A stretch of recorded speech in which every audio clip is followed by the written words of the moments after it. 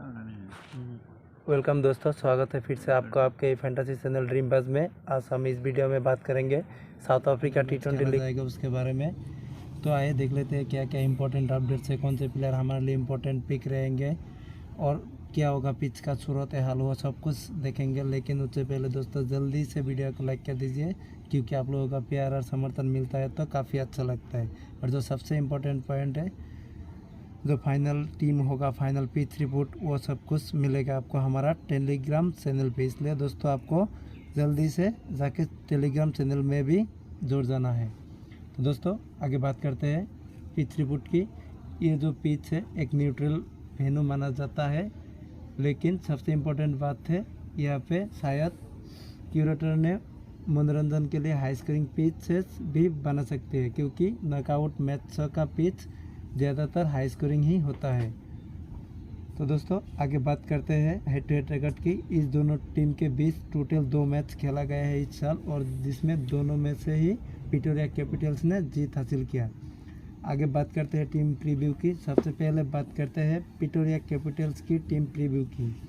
इस टीम ने इस साल टोटल 10 मैच खेला है और जिसमें 4 में हार और 7 में जीत हासिल किया, और टूर्नामेंट की one of the most consistent team भी ये रह चुके हैं। आगे बात करते हैं टीम न्यूज़ की। वन पैनल अभी तक फिट नहीं है और वो शायद खेलते हुए आपको नज़र नहीं आएंगे। आगे बात करते हैं इनकी possible playing 11 expected batting order में। Philip Salt, Kusal Mendis, Theunis de Bruyn, Rilee Rossouw, Colin Ingram, James Neesham, Ethan Bosch, Senuran Muthusamy, Migael Pretorius, Adil Rashid, Anrich Nortje, यही होना चाहिए इनकी तरफ से प्रोबेबल 11। तो बात करते हैं इनकी तरफ से मोस्ट ऑफ द ओवर की। आंद्रेक नोकिया, आदिल रशीद, मिगेल प्रिटोरियास, इथान बोस्क, ये लोग आपको पूरे 4 से ओवर करते हुए नजर आएंगे, और उनमें से जो ओवर रहेगा वो जेम्स नीशम और शेरन मुथुस्वामी में डिवाइड होगा, जिसमें जेमी नीशम का ओवर ज़्यादा करने का चांसेस है। आगे बात करते हैं इनकी तरफ से डेथ ओवर की। आंद्रिक नोकिया आपको 100% डेथ में गेंदबाजी करते हुए नजर आएंगे, और उनके साथ आपको मिगेल प्रिटोरियास देख सकते हैं, क्योंकि वैन पैनल अभी इस टीम में अवेलेबल नहीं होंगे। ये था इनकी पूरा टीम प्रीव्यू। तो दोस्तों आगे बात करते हैं सनराइजर्स ईस्टर्न कैप की टीम प्रीव्यू की। Adam Rossington, Temba Bavuma, Jordan Hermann, Aiden Markram, Tristan Stubbs, Jordan Cox, Marco Jansen, Brydon Carse, Oliver Baartman, Roelof van der Merwe, Sisanda Magala, यही होना चाहिए इनकी possible playing 11 expected batting order में। बात करते हैं इनकी तरफ से मोस्ट ऑफ द ओवर की। तो Marco Jansen, Oliver Baartman, Roelof van der Merwe, Sisanda Magala, यही करेंगे पूरे 4 से ओवर, और उनमें से जो ओवर रहेगा वो एडन मार्क्रम और ब्रेडन कार्स में डिवाइड होगा। तो दोस्तों आगे बात करते हैं इनकी तरफ से डेथ ओवर की। सिसागंदा मागला आपको कन्फर्म डेथ में गेंदबाजी करते हुए नजर आएंगे, और उनके साथ आपको ओलिवर बाटमैन और मार्को जॉनसन आपको डेथ में गेंदबाजी करते हुए नज़र आ सकते हैं। ये था इनकी टीम का पूरा टीम प्रीव्यू। तो दोस्तों आगे बात करते हैं प्लेयर वाइसेस एनालिसिस की, जो सबसे इंपॉर्टेंट है। सबसे पहले बात करते हैं प्रिटोरिया कैपिटल्स की प्लेयर वाइसेस एनालिसिस में। सबसे पहले आते हैं फिलिप सॉल्ट, जो कि एक हिट एंड मिस टाइप वाले बल्लेबाज है, लेकिन जो सबसे इंपॉर्टेंट पॉइंट है, इनके साथ कीपिंग बैकअप रहेगा, और हालिया दिनों में कंसिस्टेंस भी थोड़ा बहुत नज़र आते हैं इनके बल्लेबाजी में। और जो सबसे इम्पोर्टेंट पॉइंट है, ये कभी कभार बहुत ही इम्पैक्टफुल न खेल देती है।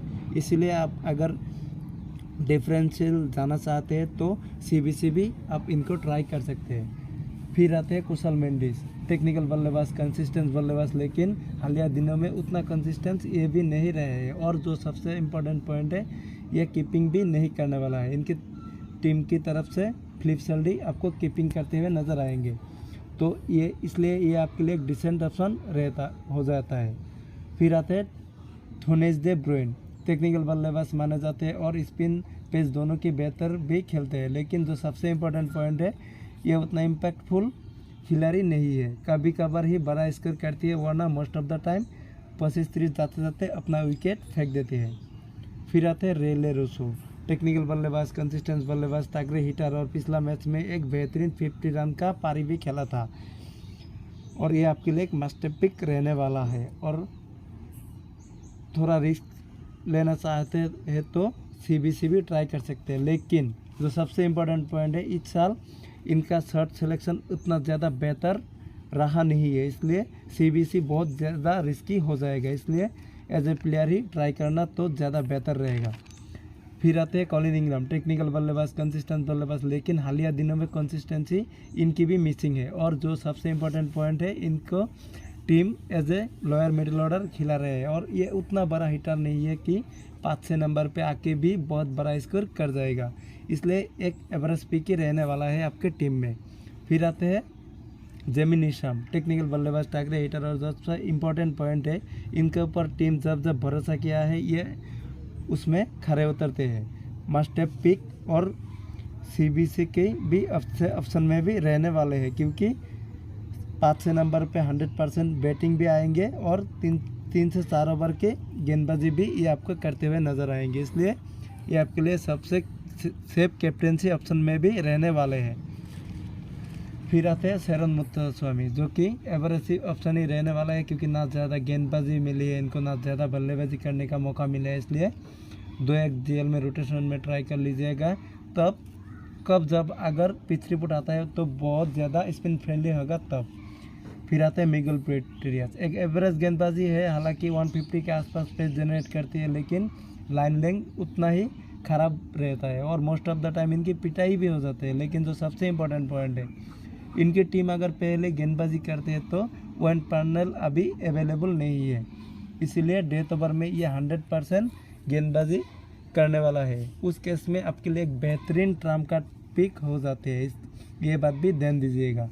फिर आते हैं आदिल रशीद, जो कि विकेट टेकर गेंदबाज से पहले हुआ करते थे, लेकिन जब से हज यात्रा से आए हैं उतना कंसिस्टेंसी, विकेट टेकिंग एबिलिटी इनके पास भी दिखाई नहीं दे रहा है, इसलिए ये भी आपके लिए एक डिसेंट ऑप्शन ही रहने वाला है। लेकिन अगर इनकी टीम पहले बल्लेबाजी करते हैं तो आप इनको एक ट्रम्प कार्ड पिक के हिसाब से यूज़ कर सकते हैं, क्योंकि तब अगर प्रेशर हुआ ना तो इनका अगर अंधाधुन हिटिंग करने जाएगा तो मोस्ट ऑफ द बल्लेबाज दूसरे टीम में ऐसे भी है जो कि स्पिन के उतना बेहतर खिलाड़ी नहीं माना जाते, तो इनको 100% विकेट मिल जाएगा, तब उन केस में ये बंडल में विकेट ले सकते हैं। इसलिए सेकंड बॉलिंग के केस में आपके लिए एक बहुत ही बेहतरीन ट्रम्प कार्ड पिक रहने वाला है और GL में CBC भी ट्राई कर लीजिएगा। फिर आते हैं एनरिक नोकिया, मस्ट हैव पिक, अच्छा खासा पेज जनरेट करते हैं, कटर्स पे भी तगड़ा कंट्रोल है, चुलारवन का भी बेहतरीन इस्तेमाल करते हैं और डेथ ओवर में भी एयरकर भी अच्छा खासा है इनके पास, इसलिए एक कंप्लीट गेंदबाज और आपके लिए एक मस्ट हैव पिक बन जाते हैं। और इनकी तरफ से अगर पहले गेंदबाजी करते हैं तो इनका BC भी ट्राई कर सकते हैं। तो दोस्तों ये था पूरा प्लेयर वाइसेस एनालिसिस। आगे बात करते हैं ईस्टर्न कैप की प्लेयर वाइसेस एनालिसिस की। सबसे पहले आते हैं एडम रॉसिंगटन, जो कि एक हिट एंड मिस टाइप वाले बल्लेबाज है और कंसिस्टेंट ये अपने पूरे ज़िंदगी में ही कभी भी नहीं रहा है, तो इसलिए आसानी से छोड़ दीजिएगा तो ज़्यादा बेहतर रहेगा। फिर आता है टेंडर बाबूमा, जो कि एक बहुत ही घाटिया बल्लेबाज है T20 का, अपना पूरा ज़िंदगी में कभी भी अच्छा नहीं खेला T20 में, इसको सीधे सीधे क्रिकेट से ही रिटायरमेंट ले लेना चाहिए, क्योंकि ये अगर ज़्यादा देर टिक भी जाता है तो टीम का घाटा ही होता है और ये हमेशा जिस टीम में ही खेलते हैं उसके संतुलन ही पूरा बिगाड़ देती है, तो इसलिए आराम से छोड़ दीजिएगा तो ज़्यादा बेहतर रहेगा। फिर आते हैं जर्दन हरमन, जो कि एक टेक्निकल बल्लेबाज है और पिछले मैच में एक अच्छा खासा 47 रन की नॉक भी खेला था, हालांकि इनकी ही गलती था जिसकी वजह से रन आउट हो गया था। लेकिन जो सबसे इम्पोर्टेंट पॉइंट है, ये हमेशा आपको पिछले मैच जैसा 47 वाला नॉक शायद ना खेलते हुए दिखाई दे, क्योंकि मोस्ट ऑफ द टाइम 20 पर से जाते जाते स्ट्राइक रेट बढ़ाने के चक्कर में ये अपना विकेट फेंक देती है। फिर आते हैं एडन मार्क्रम, जो कि एक टेक्निकल बल्लेबाज, कंसिस्टेंट बल्लेबाज और तगड़े हिटर। पिछले मैच में आप लोगों ने देखा ही होगा, ये जब सेट हो जाते हैं तब क्या कर सकते हैं। जो सबसे इम्पोर्टेंट पॉइंट है, ये गेंदबाजी से भी आपको बैकअप दे के जाएंगे, इसलिए एक मस्ट पिक और कैप्टेंसी के भी सबसे सेफ ऑप्शन। दोस्तों फिर आते हैं ट्रिस्टन स्टफ, जो कि ऑक्शन का ये सबसे महंगे खिलाड़ी रह चुके हैं और एकाग्र हिटर है, लेकिन इस साल ये भी उतना ज़्यादा स्कोरिंग नहीं कर पाए जितना इन पे एक्सपेक्टेशन था। इसलिए ये भी आपके लिए एक एवरेज पिक ही रहने वाला है। लेकिन पिछले मैच में एक बेहतरीन 20 रन का कैमियो खेला था और थोड़ा सा कॉन्फिडेंस में भी वापस आ चुके होंगे। इसलिए इनकी टीम अगर पहले बल्लेबाजी करती है तो ये भी आपके लिए एक ट्रम्प कार्ड पिक होने वाला है, ये बात भी ध्यान दीजिएगा। फिर आते हैं जॉर्डन कॉक्स, जो कि एक टेक्निकल बल्लेबाज है और एक साइड से एंकर करते हुए खेलने के लिए जाने जाते हैं, लेकिन इधर बीच बहुत ही नीचे आ रहा है बल्लेबाजी करने के लिए और कीपिंग भी नहीं करेंगे ये। इसलिए ये भी आपके लिए एक एवरेज पिक ही रहेंगे, आराम से छोड़ दीजिएगा स्मॉल मिड में तो ज़्यादा बेहतर रहेगा। फिर आते हैं मार्को जॉनसन, ठीक ठाक गेंदबाज है, उसके बाद से गेंदबाजी है most of the time economical रहता है, लेकिन ये विकेट टेकर नहीं है। लेकिन जो सबसे इम्पोर्टेंट पॉइंट है, ये ज़बरदस्त हिटर भी है और लास्ट में आके 30-40 रन का पारी ये कभी भी खेल सकती है। इसलिए आपके लिए एक मास्टर पिक। और अगर इनकी तरफ से, इनकी टीम की तरफ से अगर पहले गेंदबाजी करती है तो ये आपके लिए एक बेहतरीन कैप्टनसी ऑप्शन में भी रहेंगे, क्योंकि उनके इसमें ये डेथ में गेंदबाजी करते हुए आपको नज़र आ सकते हैं और कभी भी आके 30-40 रन का पारी ये खेल सकते हैं। इसलिए ये अपना काम कर जाएंगे, इसलिए आप CBC भी ट्राई कर सकते हैं, ये बात भी ध्यान दीजिएगा। फिर आते हैं रोलेफ वांडर मेरुए, जो कि एक एवरेज ऑप्शन ही रहने वाला है, क्योंकि ये हमेशा इकोनॉमिकल रहते हैं लेकिन विकेट इतना मिलता नहीं है अगर प्रेशर वाला सिचुएशन क्रिएट नहीं हुआ तो, ये बात भी ध्यान दीजिएगा। फिर आते हैं ब्रेडन कार्स, ये भी एक एवरेज ऑप्शन ही रहने वाला है, लेकिन इनकी टीम अगर पहले गेंदबाजी करते हैं तो ये एक आधा बार डेथ में भी लेके आ सकती है। इसलिए ये आपके लिए एक ट्रम्प कार्ड पिक हो सकते हैं कब, अगर इनकी टीम पहले गेंदबाजी करते हैं तब। फिर आते हैं सिसागंदा मैकलम, मास्टर पिक दोनों ही केस में होंगे, क्योंकि ये विकेट टेकर बॉलर है और ये मोस्ट ऑफ द मैचों में इनको 2 या 3 विकेट हमेशा मिल ही जाता है। तो दोस्तों ये था पूरा प्लेयर वाइसेस एनालिसिस, जिसके हिसाब से खुद की टीम बनाएंगे तो ज़्यादा बेहतर रहेगा। दोस्तों आगे बात करते हैं ड्रीम 11 टीम की। सबसे पहले बात करते हैं विकेट कीपिंग सेक्शन की।